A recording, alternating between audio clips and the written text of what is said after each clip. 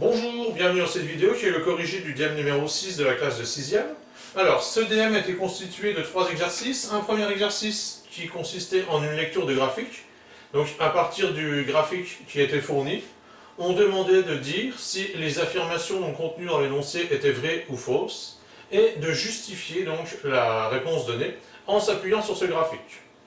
Le deuxième exercice, donc, c'était un problème classique, donc à partir d'une situation géométrique, on demandait de calculer les dimensions d'un champ. Et le troisième exercice donc, portait sur les divisions euclidiennes et leur interprétation. On demandait donc de poser une division euclidienne. Et puis, à partir de l'opération qui avait été posée, on demandait de répondre à 4 petits problèmes, donc, qui consistaient en fait en des interprétations des résultats de cette division. Alors, pour le premier exercice, on donnait donc ce graphique. Et puis, on demandait de dire si chacune des affirmations de l'énoncé était vraie ou fausse. Alors, dans un premier temps, donc, il fallait comprendre ce graphique. Donc, le graphique représentait le nombre de points qui avaient été obtenus par des joueurs lors des 4 premiers tours d'un tournoi. Donc, sur l'axe horizontal, on avait le nombre de points, donc qui va de 0 à 40 points. Et sur l'axe vertical, l'axe des ordonnées, on avait donc le nombre de joueurs qui étaient concernés. Donc, si on regarde ce graphique, le nombre de joueurs qui ont obtenu 0 points est de 12. Le rectangle correspondant aux joueurs qui ont obtenu 0 points monte jusqu'à 12, donc 12 joueurs. Ensuite, le rectangle qui correspond aux joueurs qui ont obtenu 10 points monte jusqu'à la graduation 28, ce qui signifie donc que 28 joueurs ont obtenu 10 points. Le rectangle qui correspond aux joueurs qui ont obtenu 20 points, donc monte jusqu'à la gradation 24, donc 24 joueurs ont obtenu 20 points. Et puis donc, en lisant pour 30 points et 40 points, on avait 31 joueurs qui ont obtenu 30 points et 15 joueurs qui ont obtenu 40 points. Alors, première affirmation, on disait donc 25 joueurs ont marqué 20 points. Alors, cette affirmation est fausse, donc on vient de lire le graphique, et on a dit que, d'après ce graphique, on avait 24 joueurs qui ont obtenu 20 points. Donc, la première affirmation est fausse. Deuxième affirmation, on dit donc que plus de 100 joueurs participent à ce tournoi. Alors, cette affirmation est vraie. Si on ajoute les joueurs qui ont marqué 0 points, ceux qui ont marqué 10 points, ceux qui ont marqué 20 points, ceux qui ont marqué 30 points et ceux qui ont marqué 40 points, ça nous donne donc 12 plus 28 plus 24 plus 31 plus 15. Et le résultat de cette addition est égal à 110. Ça signifie donc qu'il y a 110 joueurs qui participent à ce tournoi. Alors, on passe à l'affirmation numéro 3. On disait donc que les joueurs qui ont marqué plus de 25 points représentent plus de la moitié des joueurs. Donc déjà, on identifie les joueurs qui ont marqué plus de 25 points. Ceux qui ont marqué plus de 25 points, c'est ceux qui ont marqué soit 30 points, soit 40 points. Alors, si on comptabilise le nombre de joueurs qui sont concernés, on en a 31 qui ont marqué 30 points, et 15 qui en ont marqué 40. Ce qui fait donc 46 joueurs qui ont marqué plus de 25 points. 46 joueurs concernés.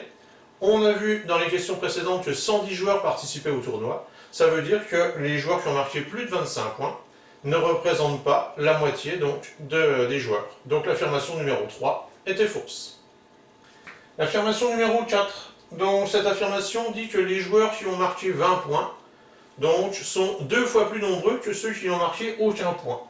Alors, même chose que pour la question précédente, on va s'intéresser aux joueurs concernés. Donc, les joueurs qui n'ont marqué aucun point, donc, sur le graphique, on a vu qu'ils étaient 12.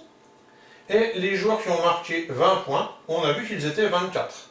24, c'est le double de 12, donc l'affirmation numéro 4 est vraie. Les joueurs qui ont marqué 20 points sont 2 fois plus nombreux, sont le double, de ceux qui n'ont marqué aucun point.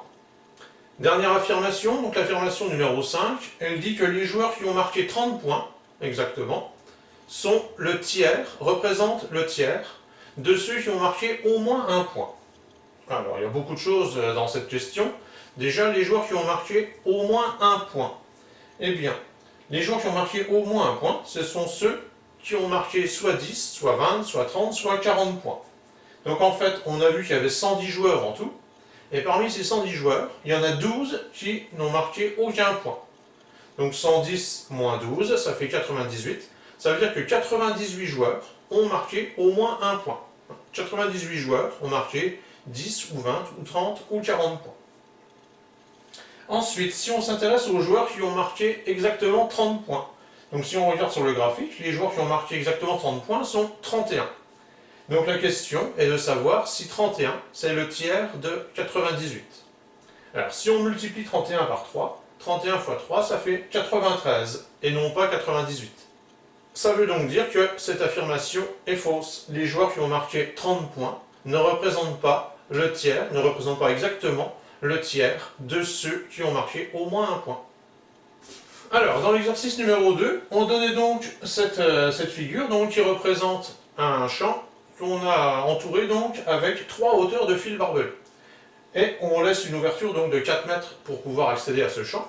Donc, la largeur de ce champ mesure 32 mètres. Et on disait donc que les 468 mètres de barbelés qui ont été utilisés correspondent aux 3 hauteurs de barbelés qu'on a mis autour de ce champ. Il y a donc un premier tour de champ qui se fait assez bas, un deuxième tour un peu plus haut, et puis un troisième tour donc tout en haut. Et ces 3 tours, en laissant donc l'ouverture, donc ont nécessité 468 mètres de fil barbelé. Et à partir de ces informations, on demandait donc de trouver la longueur du champ, et ensuite de calculer son aire. Alors, parmi les différentes méthodes qui existent pour résoudre ce problème, je vous propose, dans un premier temps, de calculer la quantité de barbelés qu'il faudra pour faire un tour. Alors, je vais parler de quantité de barbelés plutôt que de longueur de barbelés, pour bien faire la différence entre le fil barbelé qu'on utilise et la longueur du champ. Donc, j'utiliserai le terme de quantité de barbelés pour mesurer donc, le barbelé qui est utilisé. On va donc calculer la quantité de barbelés pour faire un tour. Ensuite, on va calculer la quantité de barbelés qui est utilisée pour les 2 largeurs, c'est-à-dire la largeur du fond plus la largeur de devant. Ensuite, on pourra en déduire la quantité de barbelés qui est utilisée pour les deux longueurs, donc celle-ci et celle-ci. Et connaissant la quantité de barbelés qui est utilisée pour les 2 longueurs, on pourra en déduire donc la longueur du champ. À chaque fois qu'on parlera des quantités de barbelés ici pour 2 largeurs ou pour 2 longueurs, ce sera donc sur un seul tour, puisque au départ, on se ramène à un seul tour. Si certains veulent essayer de résoudre le problème, vous pouvez le mettre en pause et puis essayer de faire les différents calculs. Et puis donc, nous, on va passer à la résolution. Alors, on sait que 3 tours nécessitent 468 mètres de barbelés. Donc, pour un seul tour, on va diviser 468 mètres par 3. Et quand on fait cette division, on trouve donc que 156 mètres de barbelés sont nécessaires pour chaque tour. Ensuite, pour les 2 largeurs, donc au fond on a besoin de 32 mètres, et devant, pour cette largeur-là, on en utilise un peu moins puisqu'on laisse une ouverture de 4 mètres pour pouvoir accéder au champ. Donc ici on utilise 32 moins 4, donc 28 mètres. Ça fait donc 32 mètres au fond, plus 28 mètres devant, donc 60 mètres en tout pour ces 2 largeurs. On peut donc trouver la quantité de barbelés qui va être nécessaire pour les 2 longueurs. On utilise 156 mètres pour faire un tour. On utilise 60 mètres pour les 2 largeurs. Donc pour les 2 longueurs, on va utiliser 156 moins 60, donc 96 mètres de barbelés. Et puisqu'on a besoin de 96 mètres pour les 2 longueurs, une longueur de champ, ce sera donc la moitié de 96 mètres, puisqu'on utilise autant de barbelés ici que ici. Et la moitié de 96 mètres, ça fait donc 48 mètres. Alors, la longueur du champ mesure donc 48 mètres, et pour calculer son aire, on multiplie sa longueur par sa largeur, donc 48 par 32, et ça nous donne 1536 mètres carrés. Ne pas oublier donc l'unité quand on calcule l'aire. Alors, dans l'exercice numéro 3, on demandait donc de poser la division euclidienne de 386 par 6, et puis ensuite donc d'exploiter cette opération pour répondre à 4 petites questions. Donc dans un premier temps, il fallait donc poser la division dans la copie. Donc une division euclidienne, c'est une division entière, avec quotient et reste entier. On va donc chercher dans 38 combien de fois 6.